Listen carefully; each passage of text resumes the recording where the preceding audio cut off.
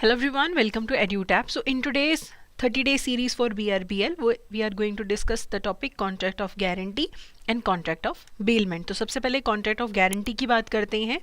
So contract of guarantee एक tripartite agreement होता है, यानी कि इसमें 3 पार्टीज इन्वॉल्व होती हैं, एक डेटर, एक क्रेडिटर और एक श्योरिटी. मान लीजिए कि SBI से करण नाम के एक लड़के ने लोन लिया. He wanted to take a loan SBI से, तो करण will be the debtor and SBI will be the creditor. But अब एक लोन लेने के लिए उसने एक राहुल नाम के लड़के से गारंटी दिलवा दी. Okay, that if Karan is unable to pay back the loan, then Rahul, who is a guarantor, will pay to SBI. तो 3 पार्टीज इन्वॉल्व होगी, creditor, debtor and surety. Karan, SBI और Rahul. SBI is the creditor. अगर by chance कल करण default कर देता है तो राहुल के पास SBI बैंक आएगा कि देखो उसने तुम्हारा लोन नहीं चुका है, नाउ यू हैव टू पे, यू आर द गारंटर. तो राहुल जैसे ही पे कर देगा SBI को, ठीक है, SBI पिक्चर से बाहर हो गया, उसका पैसा उसको मिल गया. Now Rahul becomes the creditor. Rahul will step in to the shoes of the creditor. अब राहुल जो है करण से पैसे वसूलेगा कि ठीक है उस टाइम तो I saved you, I paid SBI because मैंने गारंटी दी थी, नाउ यू हैव टू पे टू मी. तो ये जो कॉन्ट्रैक्ट होता है ट्राईपार्टाइट अग्रीमेंट होता है, एंड कि एक पार्टी डिफॉल्ट कर दे तो दूसरी पार्टी पे कर देगी. ओरल भी हो सकता है, रिटर्न भी हो सकता है. अब ये similar to the contract of indemnity लग सकता है, लेकिन आप डॉक्यूमेंट्स पढ़ के पता लगा सकते हैं, लैंग्वेज ऑफ डॉक्यूमेंट्स और ट्रांजैक्शन को देख के, कि कॉन्ट्रैक्ट ऑफ गारंटी है या फिर कॉन्ट्रैक्ट ऑफ इंडेमनिटी है. जो बाकी सारे प्रिंसिपल्स एक नॉर्मल कॉन्ट्रैक्ट में एप्लीकेबल होते हैं वही गारंटी में भी एप्लीकेबल होते हैं. तो इसमें आप मान लो कि एक तरीके से 2 डायरेक्ट एक्सप्रेस अग्रीमेंट्स हो रहे हैं. एक तो श्योरिटी और क्रेडिटर के बीच में एक अग्रीमेंट हो रहा है, SBI और राहुल के बीच में हो रहा है. एक इम्प्लाइड अग्रीमेंट है करण और राहुल के बीच में, यानी कि डेटर और श्योरिटी के बीच में, कि बाय चांस कल अगर राहुल को पे करना पड़ता है तो फिर Rahul will become the creditor and Karan जो है फिर उसको पे करेगा. ओके, सो इसमें कंसिडरेशन क्या है, किसी भी कॉन्ट्रैक्ट में कंसिडरेशन होना जरूरी होता है. सो एनीथिंग डन और any promise made for the benefit of the debtor is a sufficient consideration to the surety for giving the guarantee. तो अब इसको क्या मिल रहा है, राहुल को क्या मिल रहा है इस पूरी ट्रांजेक्शन में, उसके लिए क्या कंसिडरेशन है, उसके लिए यही कंसिडरेशन है कि डेटर का बेनिफिट हो रहा है, डेटर को लोन मिल जाएगा, वही है. वो जो प्रॉमिस इन्वॉल्व है ना, वही उसके लिए कंसिडरेशन है. कोई मॉनेटरी वैल्यू नहीं उसको डायरेक्टली मिल रही है कंसिडरेशन के तौर पे, कुछ नहीं मिल रहा है उसको, बट जो कि benefit of the principal debtor है, जो इसको फायदा होने वाला है, वही उसके लिए सफिशिएंट कंसिडरेशन है कॉन्ट्रैक्ट ऑफ गारंटी के अंदर. अब जो हमारा श्योरिटी होता है, जो गारंटर होता है, उसकी जो लाइबिलिटी होती है, it is coextensive with that of the principal debtor until unless otherwise provided. यानी कि अगर का लोन का डिफॉल्ट होता है 7,000 का, एंड जिसमें से 5,000 जो है वो प्रिंसिपल अमाउंट है और 2,000 इंटरेस्ट का अमाउंट है, तो अब पूरी लाइबिलिटी तो 7,000 की है, तो राहुल को 7,000 ही देने पड़ेंगे. वो ये नहीं बोल सकता कि मेरी तो 5,000 की लाइबिलिटी है, मैं कम दूंगा, नहीं. हाँ, ऑब्वियसली इनिशियली कॉन्ट्रैक्ट करके अगर आपने लिमिट करी अपनी लाइबिलिटी वो अलग बात है, लेकिन एक बार अपने फुल अमाउंट की अगर गारंटी दे दी है तो आप ये नहीं बोल सकते कि मैं प्रिंसिपल दूंगा, मैं इंटरेस्ट नहीं दूंगा, मैं ये पेनल्टी नहीं दूंगा. को एक्सटेंसिव है, जितनी डेटा की लाइबिलिटी है उतना ही फिर श्योरिटी को पे करना पड़ता है डिफॉल्ट के टाइम पे. ओके, चलिए. और श्योरिटी को फेवर्ड डेटर भी बोला जाता है. इसका मतलब ये है कि एक बार अगर उसने पे कर दिया श्योरिटी ने बैंक को डिफॉल्ट के केस में, फिर अब वो डेटर से पैसा जो है वो वसूल लेता है, he becomes the creditor. Okay, now liability of the surety for any reason, if the principal debtor defaults, the creditor has the full right to rely on the contract of guarantee and surety is not discharged.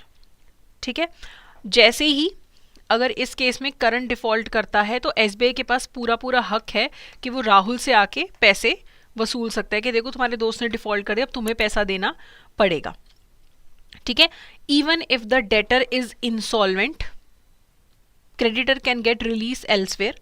हो सकता है कि करण insolvent हो गया, SBI के पास और भी options हैं. हो सकता है SBI ने कोई लीगल प्रोसीडिंग्स भी नहीं करी करण के पास के खिलाफ, ठीक है, फिर भी उसके पास ऑप्शन है कि वो डायरेक्टली राहुल के पास आ जाए. एसबीआई को कोई मजबूरी नहीं है कि उसको पहले कोर्ट केस करना पड़ेगा या कोई और ऑप्शंस चूज करने पड़ेंगे। एसबीआई के पास पूरी आज़ादी है कि वो डायरेक्टली श्योरिटी के पास आ सकता है कि तुम पेमेंट पे करो। इवन अगर डेटर की डेथ भी हो जाए, अगर करण की डेथ भी हो जाए, तब भी राहुल की लायबिलिटी रहेगी। Liability of the surety stays. Okay, then there is a concept of continuing guarantee. Continuing guarantee का मतलब होता है सीरीज ऑफ ट्रांजेक्शन्स के लिए।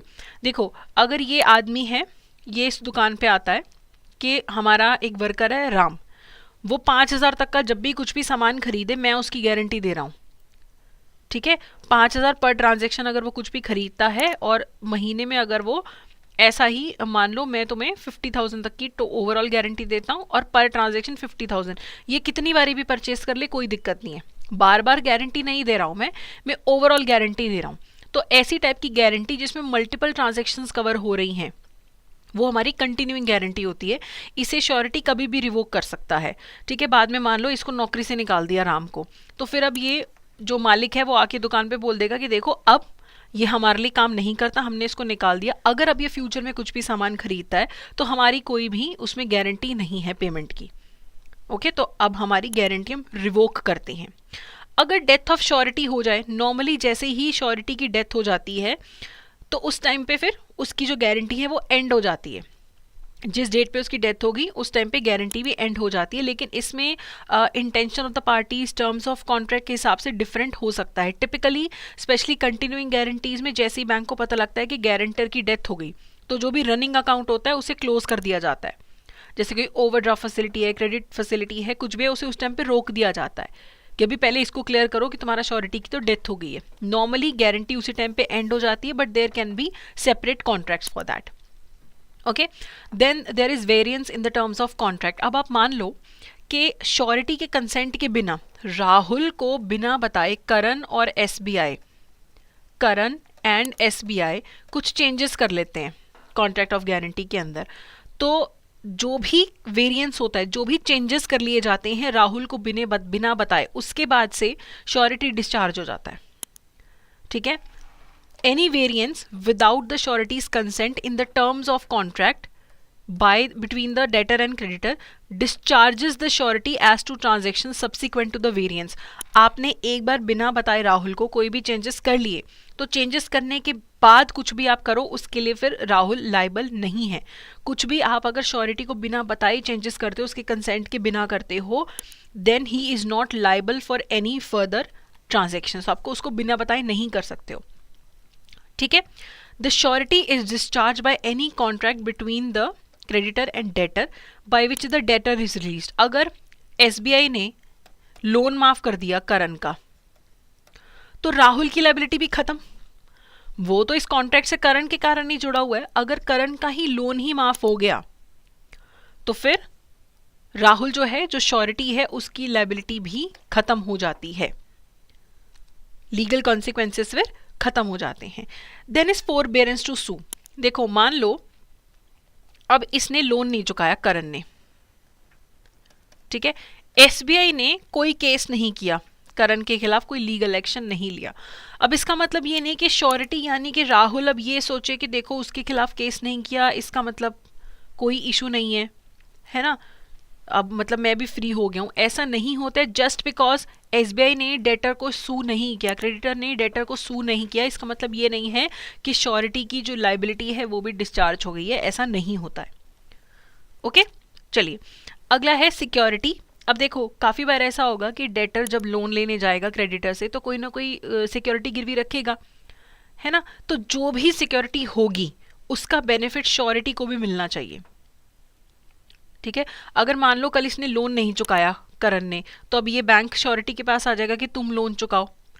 अब जो क्रेडिटर है वो इसको नहीं यूज कर रहा, जो एसेट्स गिरवे रखी हैं उसको नहीं यूज करा, सीधा इसके पास आ गया कि आप लोन चुका दो। अब ये जो सिक्योरिटीज गिरवी रखी हैं इसका बेनिफिट फिर श्योरिटी को मिल सकता है। ठीक है, surety can take the benefit of security that the debtor has given to the creditor. हो सकता है इसको पता भी ना हो कि ये चीजें गिरवी रखी हुई हैं, उसको पता भी नहीं है कि ये सब गिरवी रखा हुआ है हमने, कि डेटर ने लोन लेते हुए, यानी कि करण ने लोन लेते हुए अपनी गाड़ी गिरवी रखी, उसको पता भी नहीं है, लेकिन बाद में उसको पता लगता है तो वो फिर गाड़ी अपने पास रख लेगा कि तुम मेरा पैसा चुकाओ, नहीं तो फिर गाड़ी मैं रख लूंगा या मैं बेच के पैसे वसूल लूंगा। सो जो सिक्योरिटी का बेनिफिट है क्रेडिटर के बाद फिर वो श्योरिटी को मिलता है। अगर बाय चांस करण ने गहने गिरवी रखे थे यहाँ पे लोन लेते हुए, 5 लाख के गहने थे जिसमें से 3 लाख के गहने बैंक से गुम गए, तो श्योरिटी 3 लाख की लायबिलिटी से डिस्चार्ज हो गया। ठीक है, if the creditor loses the security, the surety is discharge to the extent of the value of the security. जितने का उससे गुम गई उतने की फिर उसकी लायबिलिटी भी खत्म हो जाती है श्योरिटी की, कि ठीक है आपके पास ऑप्शन था, आपने वो खराब कर दिया।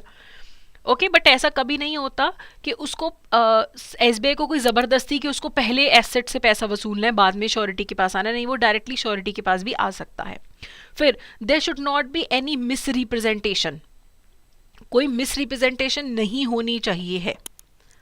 अगर किसी भी टाइप का मिस रिप्रेजेंटेशन होता है कॉन्ट्रैक्ट ऑफ गारंटी के अंदर, वो फिर इनवैलिड हो जाता है।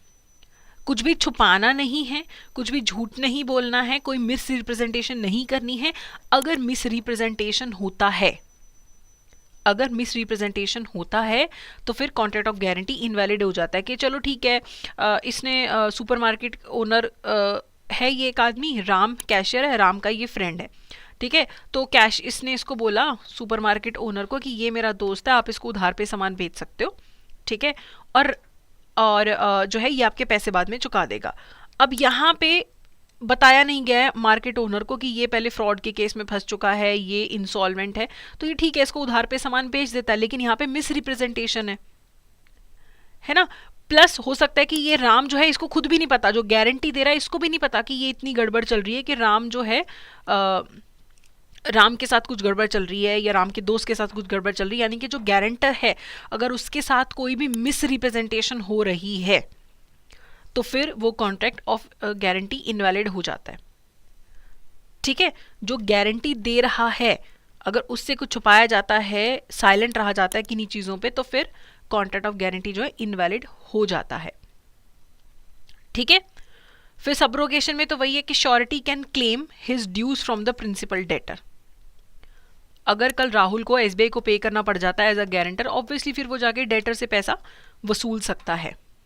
ठीक है, और यहाँ पे इम्प्लाइड प्रॉमिस होता है कि डेटर को इसकी भरपाई करनी पड़ेगी श्योरिटी के नुकसान की। लेकिन यहाँ पे एक बात इंपॉर्टेंट है कि मान लो इसने इसको चावल बेचे, ठीक है, और 3,000 रुपए के, और इसने बोला कि अगर मैं पैसे नहीं पे करूंगा तो ये श्योरिटी पे कर देगा।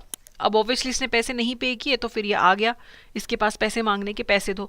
इसने अपने आप ही बिना सोचे समझे 5,000 रुपए दे दिए, अमाउंट सिर्फ 3,000 पे करना था। अब ये गया इसके पास, डेटर के पास, कि तुम अब मुझे 5,000 दो। वो करेगा कि तुम मुझसे पूछ तो लेते कि 3,000 देने थे, कि मैं तुम्हें सिर्फ 3,000 देने के लिए लायबल हूँ, 5,000 देने के लिए लायबल नहीं हूँ। तुमने गलती से 5,000 दे दिए, मेरी लायबिलिटी नहीं है, मैं तुम्हें 3,000 ही दूंगा एज अ डेटर।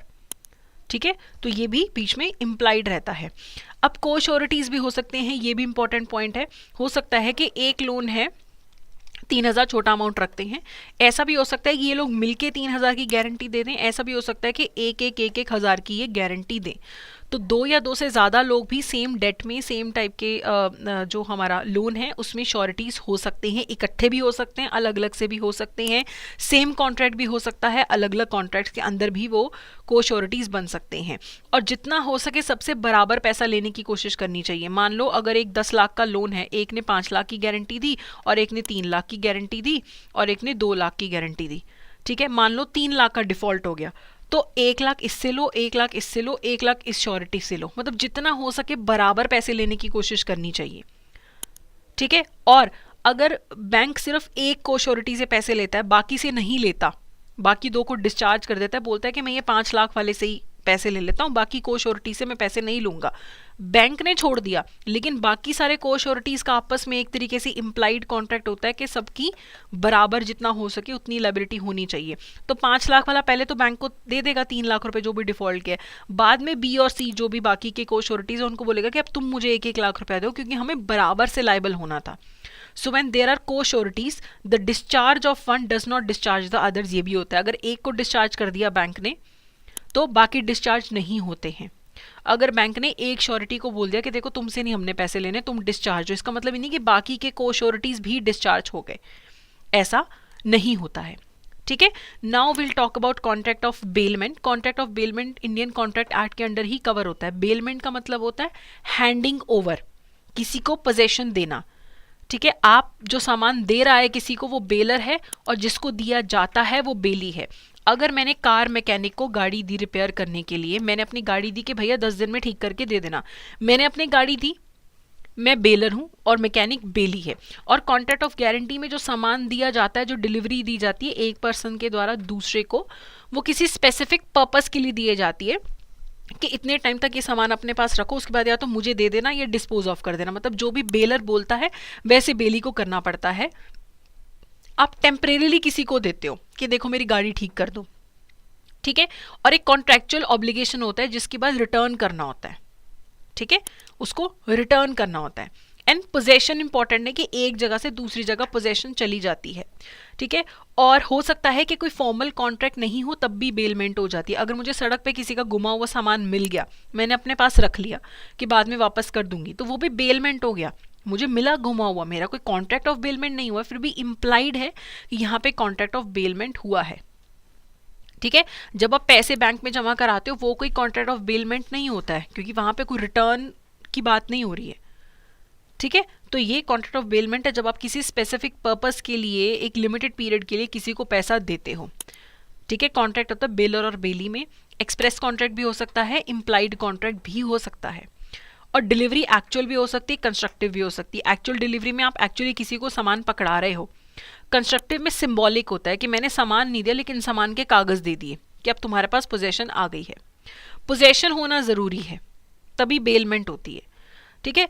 अगर मैंने एक अपने पियोन को बोला कि आप ये सामान वहां पे पकड़ा के आ जाओ, तो वो पोजेशन नहीं है, वो तो सिर्फ एक डिलीवरी मैन की तरह काम कर रहा है ना, उसके पास पोजेशन नहीं आई है। मेरा ना ही कोई इंटेंशन है उसको पोजेशन देने का, वो सिर्फ एक कैरियर की तरह काम कर रहा है। वो डिलीवरी, वो पोजेशन नहीं माना जाएगा, वो नहीं माना जाएगा कि बेलमेंट हो रहा है, ठीक है। और कॉन्ट्रैक्ट के बाद वो सामान या तो वापस आता है आपके पास बेलर के पास, या फिर वो जैसा बेलर बोले कि इसको डिस्पोज ऑफ कर दो तो वैसे करना पड़ता है। ओनरशिप ट्रांसफर नहीं हो रही है। मैं अगर मैकेनिक को अपनी गाड़ी दे रही हूं, बेलमेंट पे दे रही हूं, मैं उसको ओनरशिप ट्रांसफर नहीं कर रही हूं, कोई सेल नहीं हो रही है, ठीक है। और जब बेलमेंट होता है तो सारी चीजें बतानी पड़ती हैं।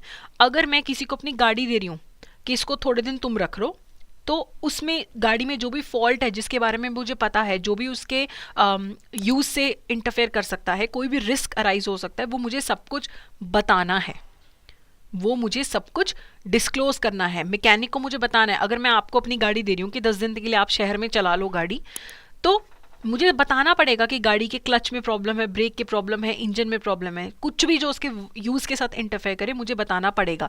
मैं ना बताऊं और आपका नुकसान हो जाए, आपका एक्सीडेंट हो जाए, तो सारी भरपाई मुझे करनी पड़ेगी, ठीक है। और आपकी रिस्पॉन्सिबिलिटी क्या है कि उस चीज का ख्याल रखना, टेक केयर करना, ठीक है। और जो मेरी टर्म्स एंड कंडीशंस है उसके हिसाब से ही यूज करना। मैंने आपको बोला कि गाड़ी आप सिर्फ शहर के बाहर चला सकते हो, आप शहर के अंदर ले और गाड़ी का एक्सीडेंट हो गया, मेरी कोई रिस्पॉन्सिबिलिटी नहीं है, क्योंकि आपने टर्म्स एंड कंडीशंस के हिसाब से काम नहीं किया है, ठीक है। फिर होता है mixing of goods and expenses.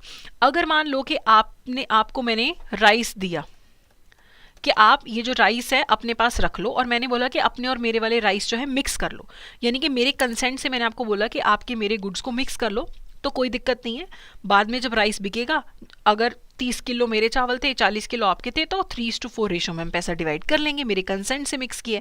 लेकिन अगर आपने मेरे कंसेंट के बिना मिक्स कर दिया, आपको मैंने कितनी सारी बॉल्स की कंसाइनमेंट दी थी, आपने अपने वाले जो बॉल्स हैं और मेरे वाले जो बॉल्स का कंसाइनमेंट है मिक्स कर दिया, लेकिन मेरी मर्जी के बिना किया, लेकिन बॉल्स का कलर डिफरेंट है, तो इनको अलग किया जा सकता है। तो अलग करने का खर्चा बेली को करना पड़ेगा, क्योंकि उसने बेलर से बिना पूछे मिक्स कर दिया, ठीक है। यहाँ तो सेपरेशन हो सकती है, लेकिन अगर वो चावल मिक्स कर दे, चावल तो सेपरेट नहीं हो सकते हैं, इम्पॉसिबल है, कौन सा पता किसके चावल कौन से वाले थे। तो इसमें फिर बेलर को कंपनसेशन मिलेगी बेली से, क्योंकि बेली ने बिना पूछे सामान मिक्स कर दिया, ओके। फिर what are the duties of a bailee. Bailee की रिस्पॉन्सिबिलिटी है कि जितने टाइम के लिए उसको सामान दिया गया है उतने टाइम के लिए रख के फिर वो सामान वापस कर दे, ठीक है। अगर मान लो मैंने अपनी गाड़ी 15 दिन के लिए मैकेनिक को दी थी और बोला था 15 दिन बाद वापस कर देना, उसने वापस नहीं करी, है ना, ठीक करके वहीं पड़ी रही, 20वें दिन गाड़ी का नुकसान हो गया, इस नुकसान के लिए वही जिम्मेदार है, कोई भी लॉस, डिस्ट्रक्शन, डिटेरियोरेशन के लिए, अगर वो टाइम पे सामान ना वापस करे। ठीक है। अगर अलग से कोई कॉन्ट्रैक्ट नहीं है और जो भी सामान डिलीवर किया गया है उसमें कुछ इंक्रीज होता है, कोई प्रॉफिट जनरेट होता है, वो भी बेलर को मिलेगा। यानी कि अगर ए पर्सन ने बी को अपनी गाय दी थोड़े दिन के लिए रखने के लिए, गाय ने एक बछड़ा दे दिया, है ना, तो इस पे भी बेलर का यानी कि ए का ही हक है। बी ऐसे नहीं बोल सकता कि तूने गाय दी थी, गाय वापस ले जा, नहीं, उसमें से कुछ इंक्रीज हुआ है, कुछ प्रॉफिट हुआ है, वो भी बेलर को ही मिलना चाहिए। अब ये तो ड्यूटीज होगी। अब राइट्स क्या है बेली के? अब बेली जो है, अब उसको नहीं पता कि गाड़ी चोरी की थी, है ना, मैंने गाड़ी मैकेनिक को दी थी लेकिन गाड़ी मैंने भी चोरी कर रखी थी, अब उसने गाड़ी ठीक करके मुझे वापस कर दी। कल असली ओनर आके कुछ भी मैकेनिक को नहीं बोल सकता, अगर मैकेनिक का कोई भी लॉस होगा उसकी मैं भरपाई करूंगी। उसे नहीं पता था ना कि सामान चोरी का है, उसे नहीं पता था कि मैं बेलमेंट कर ही नहीं सकती थी, उसने तो गुड फेथ में दे दी मुझे गाड़ी वापस। तो अगर उसको कल आके ओनर कुछ बोलता है, कुछ भी उसका लॉस होता है, तो मैं भरपाई करूंगी। ठीक है। बेली की कोई जिम्मेदारी नहीं है, उसने तो गुड फेथ में काम कर दिया। ठीक है। फिर अगर कोई रेम्यूनरेशन की बात नहीं हुई है हमारे बीच में, मैंने मैकेनिक को जो गाड़ी दी है, लेकिन ऑब्वियसली उसका अगर कोई भी नेसेसरी जो भी खर्चा हुआ है गाड़ी को ठीक करने का, वो मुझे पे करना पड़ेगा, ये राइट है बेली का। उन पे कोई काम हुआ है, उन पे कोई एक्सपेंसेस हुए हैं, और स्पेशली अगर उसने स्किल्स लगाए हैं, मैंने एक जूलर को ये डायमंड दिया कि इसको पॉलिश कर दो, पॉलिश करने में लेबर लगेगा, स्किल लगेगा, जब तक मैं उसको उसका पैसा नहीं दूंगी तब तक उसके पास राइट टू लियन है, वो तब तक मेरा सामान वापस नहीं करेगा जब तक मैं उसका पैसा उसको पे नहीं कर दूंगी। ठीक है। जो हमारे बैंकर्स होते हैं, फैक्टर्स होते हैं, अटर्नीज होते हैं, ब्रोकर्स होते हैं, चाहे कोई कॉन्ट्रैक्ट हो ना हो, उनके पास राइट टू लियन होता है हमेशा। जो हमारे बैंकर्स होते हैं, फैक्टर्स होते हैं, attorneys of high court, policy brokers, इनके पास चाहे कॉन्ट्रैक्ट हो चाहे ना हो, इनके पास हमेशा राइट टू बेलमेंट रहता है। ठीक है। बाकी लोगों को कॉन्ट्रैक्ट करना पड़ता है अलग से, others do not enjoy such right unless there is an express contract. आप और मैं ऐसे लियन का राइट एक्सरसाइज नहीं कर सकते जब तक कि कॉन्ट्रैक्ट में मेंशन हो, लेकिन ये बैंकर्स, अटर्नीज, इनके पास ऑटोमेटिकली राइट हमेशा अवेलेबल रहता है। अब इससे रिलेटेड एमसीक्यूज कर लेते हैं। Which of the following statements are correct regarding liability of a surety? The liability of the surety is coextensive with that of principal debtor unless until provided. तो बिल्कुल सही है, जितनी डेटर की liability होती है उतनी फिर श्योरिटी पे शिफ्ट हो जाती है डिफॉल्ट के टाइम पे। Surety can claim from the debtor the entire sum he has paid to the original creditor once he has paid the debt. बिल्कुल सही, एक बार श्योरिटी बैंक को पे कर देगा, फिर वो डेटर से बोलेगा कि अब तुम मुझे पैसा वापस करो। The surety's liability does not include the interest that the principal debtor owes to the creditor. ऐसा नहीं है, चाहे प्रिंसिपल अमाउंट हो चाहे इंटरेस्ट अमाउंट हो, सब कुछ ही कवर्ड होता है गारंटी के अंदर। तो थर्ड ऑप्शन गलत है, so 1 and 2 is the correct answer. Next is which type of guarantee is not limited to a single transaction but applies to a series of transaction? अभी कौन से टाइप की गारंटी है जिसमें मल्टीपल ट्रांजेक्शंस कवर हो जाती हैं? Continuing guarantee, so D is the correct answer. अगला है विच of the following statement is correct regarding the effect of variance in the terms of contract on the liability of the surety? अगर surety को बिना बताए आप contract में changes कर लेते हैं तो उसका क्या फर्क पड़ता है? Any variance in the terms of contract between the debtor and creditor without the surety's consent discharges the surety from future transactions. बिल्कुल सही, उसको बिना बताए चेंजेस करोगे तो उसकी कोई अब लायबिलिटी नहीं है फ्यूचर में। The surety remains liable for future debts even if there is a variance in the terms of contract without his consent. ये गलत है, ये कह रहे कोई फर्क नहीं पड़ता, तो ऐसा तो नहीं है, उसकी लायबिलिटी तो खत्म होती है। हमने पहला और दूसरा ही आपस में कॉन्ट्राडिक्टरी ऑप्शंस है। ठीक है। तीसरा है the surety gives his guarantee on his own terms and any changes made without his consent would not be fair to the surety. ठीक है, तो ये वाला स्टेटमेंट आपका ऑब्वियसली सही है। श्योरिटी जब गारंटी देता है अपने हिसाब से देता है ना, अपनी टर्म्स एंड कंडीशंस के हिसाब से, आप उसको बिना पूछे कुछ भी चेंज करोगे तो उसके लिए फेयर नहीं है। तो थर्ड सही है, सेकंड गलत है, तो 1 and 3 इज द करेक्ट आंसर। अगला which of the following statements are essential features of bailment? There must be a contract between the party who delivers the goods and the party who receives the goods. Express भी हो सकता है, implied भी हो सकता है, baler बेली के बीच में कॉन्ट्रैक्ट हो सकता है, एक्सप्रेस भी, इम्प्लाइड भी, करेक्ट। जैसे आपको गुमा हुआ सामान मिल गया तो वो अपने आप एक इम्प्लाइड कॉन्ट्रैक्ट बन जाता है आपके और ओनर के बीच में कि आप अब सामान वापस करोगे उसको। Bailment involves the delivery of possession of goods from the bailor to the bailee which can be actual और कंस्ट्रक्टिव। तो ये भी सही है, जब मैं किसी को अपना सामान दे रही हूँ बेलमेंट के लिए तो वो एक्चुअल डिलीवरी भी हो सकती है, कंस्ट्रक्टिव। कंस्ट्रक्टिव कैसे होती है, ओनरशिप के डॉक्यूमेंट्स दे दिए।